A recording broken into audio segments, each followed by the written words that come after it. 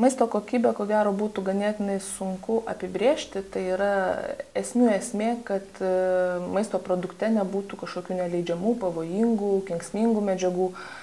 O kuomet kyla klausimas, ar vienur yra ten geresnis ar prastesnis maisto produktas, tai iš esmės galbūt dažnai būna ir tokie subjektyvūs dalykai, kaip kad skonio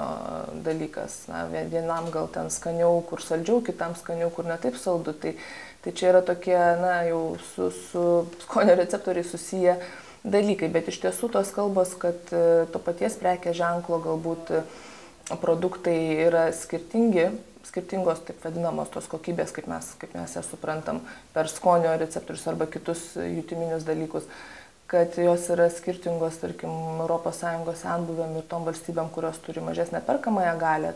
tai tas yra ir gamintojai tai argumentuoja, kad mes negalim vienodo produkto tiekti tom rinkom, kur yra skirtingos perkamosios galios ir kur žmonės tiesiog negali galbūt daugiau mokėti už vieną ar kitą produktą. Tai čia yra vienas dalykas, bet kalbant apie, vėlgi grįžtant prie tos kokybės apibrėžimo ir tai, kas kontroliuoja, tai yra Europos maisto saugos agentūra, kuri tiesiog tvirtina tuos sąrašus ir, tarkim, kalbant apie maisto priedus, jeigu yra gaunama žinių, ten moksliškai yra patvirtinama, kad vienas ar kitas priedas yra kenksmingas, jis tiesiog iš to sąrašo išimamas ir tas procesas vyksta ir stebėsena vyksta nuolat, bet kas jau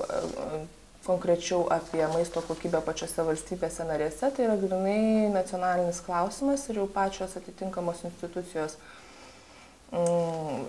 paskirose valstybėse, Lietuvoje šiuo atveju valstybinė maisto veterinarijos tarnyba,